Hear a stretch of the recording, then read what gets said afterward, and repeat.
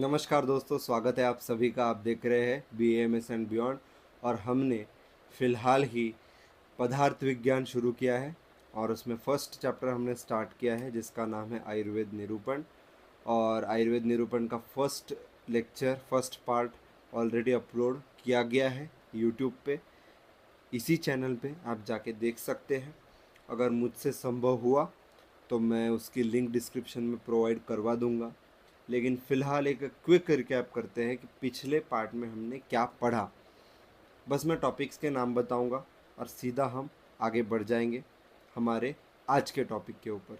ठीक है, तो हमने पढ़ा था पिछले क्लास में आयु का लक्षण पर्याय, आयुर्वेद का शब्द का जो विभाजन है वो किस तरह से होता है। उसके बाद हमने आयुर्वेद के पर्यायी नाम देखे। उसके बाद हमने आयुर्वेद की निरुक्ति एवं व्याख्या देखी। उसके बाद हमने आयुर्वेद का लक्षण देखा जो कि हिताहितम सुखम दुखम आयुस्तस्य हिताहितम मानम च तच्च यत्रोक्तम आयुर्वेदस्य उच्यते। बहुत फेमस श्लोक है ये। उसके बाद हमने आयु के प्रकार देखे, है ना। उसी में उसी हिता हितम सुखम दुखम, इसी में इसी श्लोक में जो है आयु के प्रकारों का वर्णन है जो कि हमने देखा था पिछले ही पार्ट में, पिछले ही लेक्चर में। हितकर आयु, अहितकर आयु, सुखकर आयु और दुखकर आयु, ये हमने देखा था। उसके बाद हमने आयुर्वेद का उद्देश्य भी देखा। प्रयोजनम चास्य स्वास्थ्यस्य स्वास्थ्य रक्षणम आतुरस्य विकार प्रशमनम च, तो ये भी हमने देख लिया था। आयुर्वेद के क्या दो मेन उद्देश्य है। पहला है स्वस्थ व्यक्ति के स्वास्थ्य का संरक्षण करना और रोगी व्यक्ति के व्याधि को दूर करना। ठीक है, तो यहाँ तक हमने पिछले लेक्चर में कवर किया था, जो कि हमने बहुत ही शॉर्ट में एक क्विक रिकैप कर लिया। अगर आपने ये पार्ट नहीं देखा तो देयर इज़ नो मीनिंग कि आप आगे कंटिन्यू करें। तो पहले वो पार्ट आप देख लीजिए और फिर आगे बढ़ जाइए, जो कि आज का मेन लेक्चर अभी इस पॉइंट ऑफ टाइम से शुरू हो रहा है 2:17 से। ठीक है, तो without making any time waste, let's get started. लेकिन स्टार्ट करने से पहले make sure you subscribe to this channel, क्योंकि पूरा पदार्थ विज्ञान हम इसी चैनल पे पूरा कवर करने वाले हैं। नॉट जस्ट पदार्थ विज्ञान, हम बाकी के सारे सब्जेक्ट्स कवर करने वाले। So make sure you subscribe and hit that bell icon so that नया लेक्चर जब आएगा, नए वीडियोस आएंगे, नॉट जस्ट एकेडमिक्स, हम नॉन एकेडमिक्स से रिलेटेड, BAMS आयुर्वेद से रिलेटेड, अवेयरनेस से रिलेटेड भी बहुत ही वैल्यूएबल कंटेंट आपके लिए लेके आते हैं। तो आपको ज़रूर सब्सक्राइब करना चाहिए अगर आपको मेरा एफर्ट, मेरी मेहनत और ये सब चीज़ें आपको अच्छी लगती है। तो without wasting any time let's get started. तो हम पढ़ रहे थे आयुर्वेद का नित्यत्व व शाश्वतत्व। ये हमारा आज के लेक्चर का टॉपिक है, आयुर्वेद का नित्यत्व व शाश्वतत्व। ठीक है, तो यहाँ पर एक बात बताने जैसी है, जैसे कि मैं हर एक लेक्चर में बता रहा हूँ कि मैंने पहले, सॉरी एक कॉल आ गया था। तो मैं ये बता रहा था आपको कि मैंने पहले मेरी लैंग्वेज मराठी चुनी थी, उसके बाद मैंने हिंदी में स्विच किया। तो एक्चुअली फर्स्ट और सेकंड चैप्टर शायद संस्कृत का और पदार्थ का ही, और शायद रचना का, तो ये मेरा मराठी लैंग्वेज में आपको मिलेगा। बाकी सारे अपने हिंदी लैंग्वेज में ही है और मैं पढ़ा हिंदी में ही रहा हूँ और आपको एक्सप्लेन भी हिंदी में कर रहा हूँ, तो आपको कोई उसमें दिक्कत नहीं जाएगी। फिलहाल आगे बढ़ जाते हैं। तो आज का हमारा टॉपिक है आयुर्वेद का नित्यत्व व शाश्वतत्व। तो इसको प्रमाणित करने के लिए 3 लक्षणों का निर्देश यहाँ पर किया हुआ है। फर्स्ट है अनादित्व, जिसका अर्थ है कि आयुर्वेद का ना कोई स्टार्ट है ना कोई एंड है। जिस तरह से आत्मा अमर है, ना इसको क्रिएट किया जा सकता है ना इसको डिस्ट्रॉय किया जा सकता है। जिस तरह से हमारा सनातन है, जिसका ना कोई आदि है ना कोई अंत है, नो स्टार्ट नो एंड, उसी तरह से हमारा आयुर्वेद भी है। तो आयुर्वेद भी हमारे सनातन शास्त्र का ही एक पार्ट है, अथर्ववेद का उपवेद है, अगर आपको पता होगा तो। ठीक है, तो यहाँ पर इन्होंने सुखकारी द्रव्यों का उल्लेख किया है जिनके सेवन से वातादि दोषों का प्रकोप नहीं होता है, जो कि हमारे लिए सेहतमंद है, हमारे दोषों को सम मात्रा में रखते हैं, हमारे धातुओं का पोषण करते हैं, हमारे मन इंद्रियों को अच्छा रखते हैं। और कोई दुख हमें नहीं पहुंचाते किसी भी तरह से। और दुखकारी द्रव्य मतलब ऐसे द्रव्य जिनके सेवन से हमारा जो शरीर है वो वातादि दोषों से विषम होगा और फलस्वरूप हमें दुख की प्राप्ति होगी। तो देखिए, जिस तरह से हमने बहुत ज़्यादा तीखा और नमकीन और क्या कह सकते हैं खट्टा खाना खा लिया तो हमें एसिडिटी होती है, तो इससे पित्त प्रकोपित होता है, तो ये दुखकारी द्रव्य हो गया। लेकिन वही हमने अच्छी सेहतमंद चीज़ें खाई, बनाना खाया, पोमोग्रेनेट खाया, एप्पल खाया, हेल्दी चीज़ें खाई, तो वो हमारे दोषों को अच्छा रखती है, दोषों को उत्क्लेशित नहीं होने देती है और हमें अच्छी हेल्थ प्रदान करके सुख प्रदान करती है। इसीलिए उन्हें हम सुखकारी द्रव्य कहते हैं। अब यहाँ पे द्रव्यों के गुण हैं।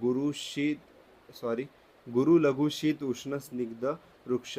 द्रव्य माने की आपने अगर साइंस ऑफ कोर्स पढ़ाई है तो साइंस में मैटर एक उल्लेख आता है। मैटर मतलब एनीथिंग दैट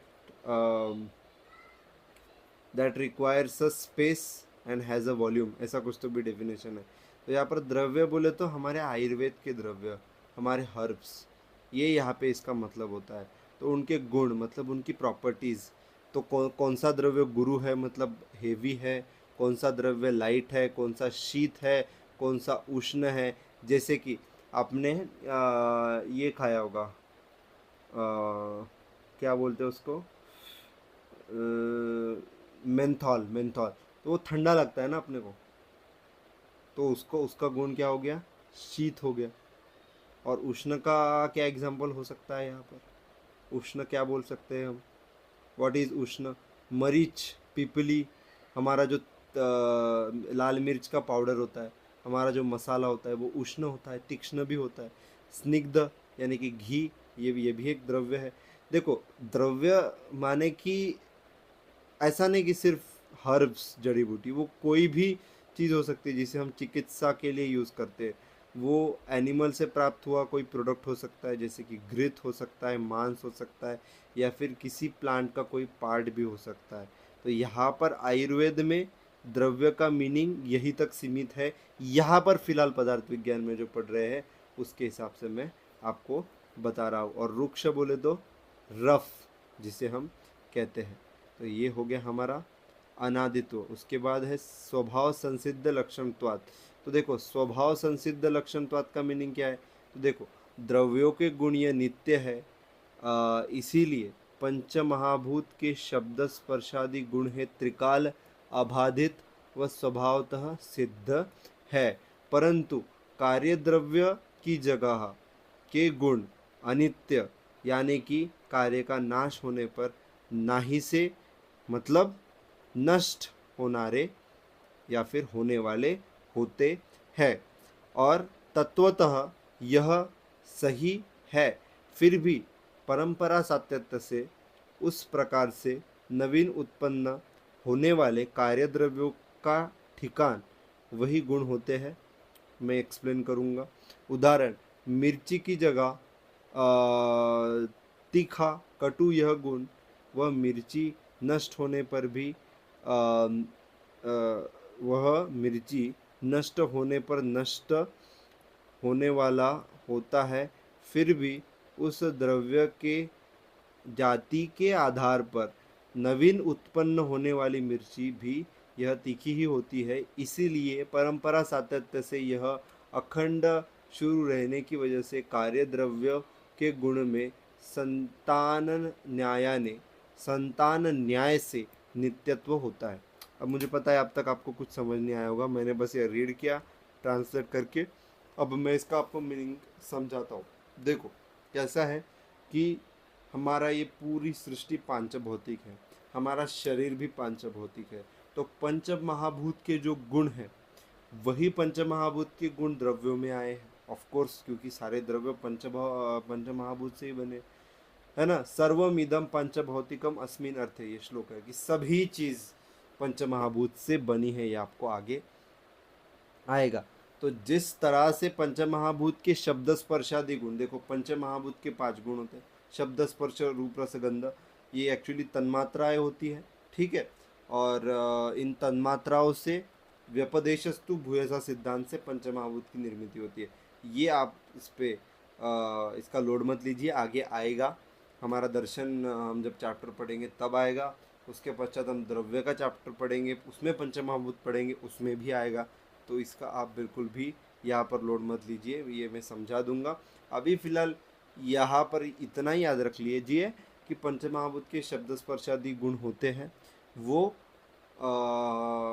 क्योंकि पंचमहाभूत से ही द्रव्य बने हैं, उस इसीलिए पंचमहाभूत के गुण द्रव्यों में ही होते हैं। और जिस तरह से पंचमहाभूत के गुण ये त्रिकाल अबाधित व स्वभावतः सिद्ध है, मतलब पंचमहाभूत ये क्या है कि ये अनादि काल से सृष्टि पे प्रेजेंट है। मतलब पानी, हवा, जल, पृथ्वी, आकाश, ये जो पंचमहाभौतिक तत्व है पहले से प्रेजेंट है, इसलिए ये त्रिकाल है, अबाधित, इनमें कोई चेंज नहीं होता। और स्वभावतः सिद्ध है, मतलब अगर जल का गुण नमी को निर्माण करना है, ठीक है, उसके बाद अग्नि का गुण उष्णता को निर्माण करना है, तो वह स्वभावतः ही उनके गुण उसमें रहेंगे और वो स्वभावतः सिद्ध रहेंगे, ठीक है। तो ये इसका मतलब हुआ। एक लाइन में समाप्त कर देते हैं। पंचमहाभूत के शब्द स्पर्शादि गुण किसमें है? द्रव्यों में है, क्योंकि द्रव्य पंचमहाभूत से ही बने हैं। और ये जो गुण है ये अबाधित, स्वभावतः सिद्ध और त्रिकाल है। अब इनका मैंने एक एक का मीनिंग आपको बताया कि त्रिकाल, अबाधित और स्वभावतः सिद्ध का क्या मीनिंग है। परंतु कार्य द्रव्य की जगह देखो, कार्य द्रव्य, कारण द्रव्य ये बाद में हम पढ़ेंगे द्रव्यों में, अभी के लिए इसको छोड़ दीजिए। और यहाँ पे उन्होंने मिर्ची का उदाहरण देते हुए कहा है कि मिर्ची की जगह का जो तीखापन होता है, ये मिर्ची नष्ट होने पर वो भी नष्ट हो जाता है, क्योंकि तीखापन जब तक मिर्ची है तब तक ही तीखापन है ना। मिर्ची को जला दोगे तो तीखा कहाँ से रहेगा, मतलब उसमें आश्रित है वो। जिस तरह से सुगंध फ्लावर में, पुष्प में, जिस तरह से लहरें समंदर में, है ना, उसी तरह से मिर्ची का तीखापन मिर्ची में। तो जब द्रव्य रहेगा तो द्रव्य का गुण द्रव्य रहने तक ही रहता है। द्रव्य एक बार नष्ट हो गया तो उसका गुण भी नष्ट हो जाता है। I hope you are understanding it. इसी वजह से यहाँ पर उन्होंने उदाहरण दिया है कि मिर्ची अगर नष्ट कर दी तो तीखापन नष्ट हो जाएगा, लेकिन उसी झाड़ को फिर से नहीं आने वाली मिर्ची को तीखा गुण होगा। ऑफ कोर्स एक मिर्ची नष्ट कर देने से बाकी के आने वाली मिर्ची कैसी अफेक्ट होगी, उनमें भी तीखापन तो होगा ही, बिल्कुल। तो इसी को उन्होंने संतान न्याय यहाँ पर कहा गया है। तो इसी को स्वभाव संसिद्ध लक्षणत्वात् कहते हैं, मतलब स्वभाव है, मतलब मिर्ची के झाड़ को मिर्ची लगने वाली और मिर्ची तीखी होने वाली। तो चाहे तुम उस झाड़ को काट दो, उसके बीच से नया झाड़ लगाओ, उसकी सारी मिर्ची खत्म कर दो, फिर से जो झाड़ से नई मिर्ची आएगी या फिर नया झाड़ लगाने पर जो मिर्ची आएगी, तो मिर्ची के झाड़ को मिर्ची आएगी और वो मिर्ची तीखी होगी। तो ये स्वभावतः चीज़ है। मतलब इंसान को इंसान का ही बच्चा होगा, सुअर का बच्चा नहीं होगा, सुअर को सुअर का बच्चा होगा, इंसान का बच्चा नहीं होगा। तो ये जो स्वभावतः लक्षण है ना, स्वभाव से सिद्ध लक्षण है, इसी को स्वभाव संसिद्ध लक्षण कहते हैं। जो स्वभाव है एक पर्टिकुलर चीज का, द्रव्य का, गुणों का, तो वो स्वभाव मेंटेन रहता है, उन स्वभाव को नहीं बदला जा सकता, वो अबाधित है और स्वभावतः सिद्ध है, ठीक है। हाँ, जैसे कि कुछ टीचर्स का स्वभाव होता है कि वो खड़ूस रहते हैं, है ना। ये थोड़ा पर्सनल हो गया, कोई बात नहीं। ओके चलिए आगे बढ़ जाते। तो हाँ, यहाँ पर ये हो गया। अब आचार्य चरक ने यहाँ पर वर्णन किए हुए खर, द्रव्य, उष्ण, चल व अप्रतिघातत्व यह गुणधर्म भी स्वभाव संसिद्ध है। देखो यार, ये आपको अभी समझ नहीं आएगा। ये खर, द्रव, चलोष्णत्व, भूज खर, द्रव, चलोष्णत्व, भूजल, नील तेजसाम आकाशस्य प्रतिघातो दृष्टम लिंगम यथाक्रमम, ये श्लोक है पंचमहाभूत में, आपको आएगा तब आपको ये बताऊंगा। अभी आपको ये बता के कोई फ़ायदा नहीं है, अभी इसको आप स्किप कर सकते हैं, तो आपको तभी समझ आएगा। तो आपको तब जब समझ में आएगा फिर से यहाँ पर वापस आना, तो आपको ये फिर से वापस आने पर समझ आ जाएगा, ठीक है।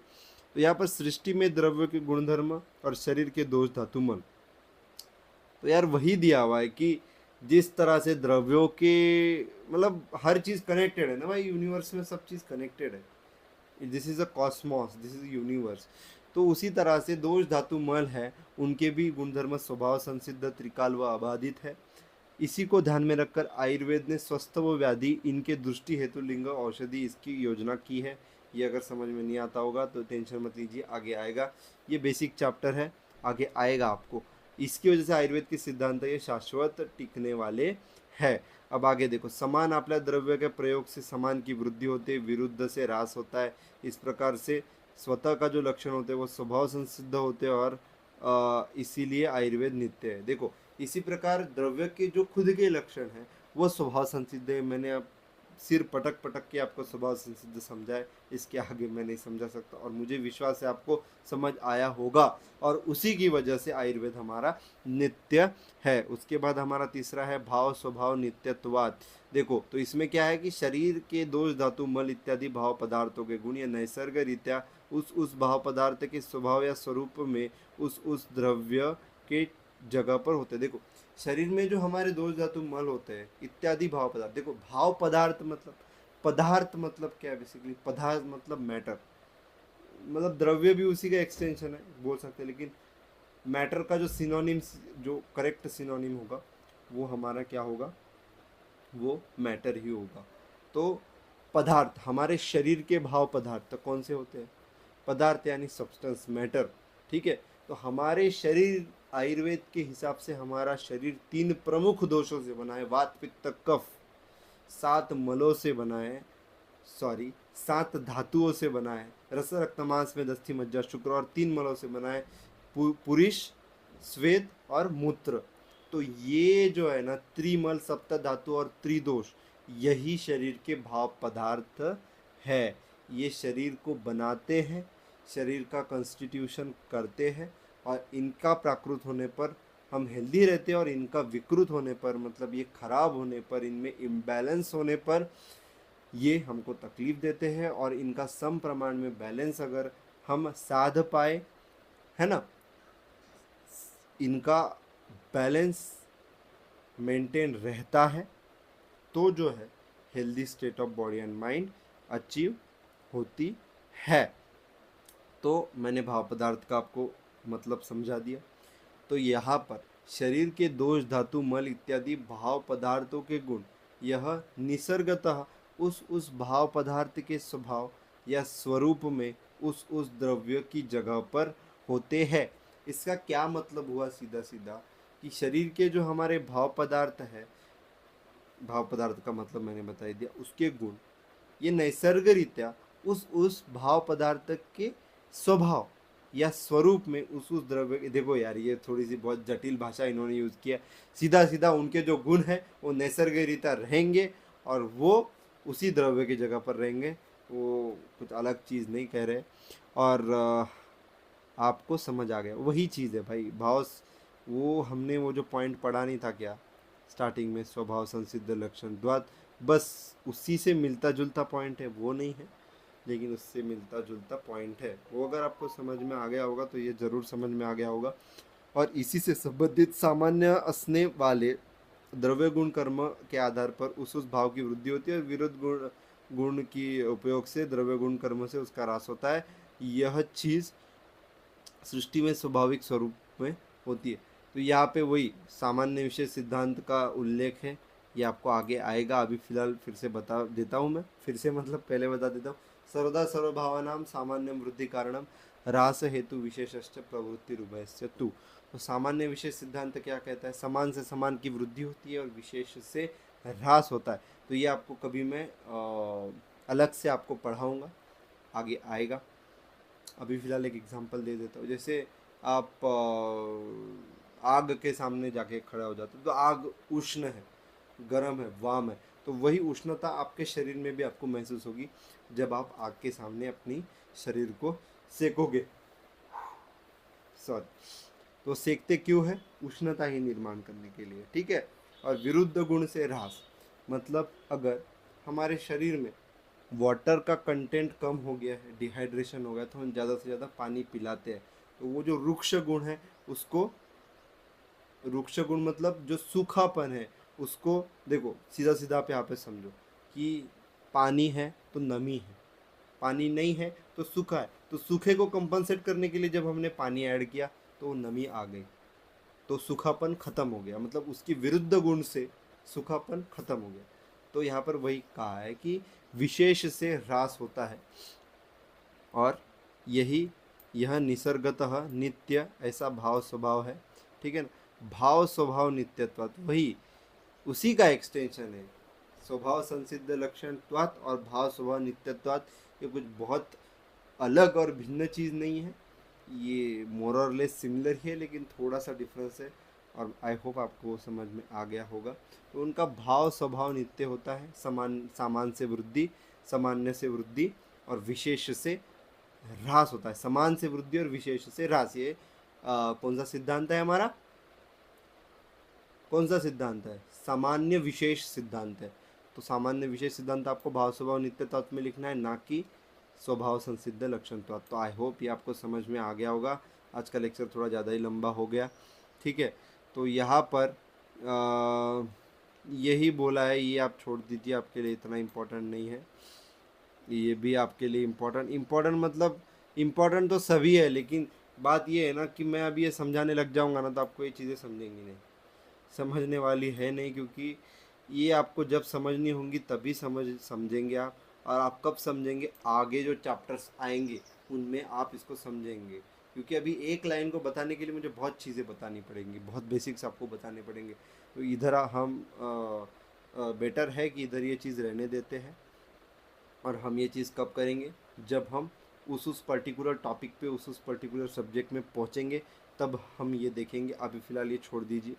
और आयुर्वेद का नित्यत्व व शाश्वतत्व उनको प्रमाणित करने के लिए 3 लक्षणों का बोध हमें निम्न श्लोक के द्वारा होता है। देखो हमने जितना भी हमने 3 पॉइंट देखे, एक हमने स्वभाव संसिद्ध लक्षणत्वाद देखा, एक हमने अनादित्वाद देखा, और एक हमने भाव स्वभाव नित्यत्वाद देखा।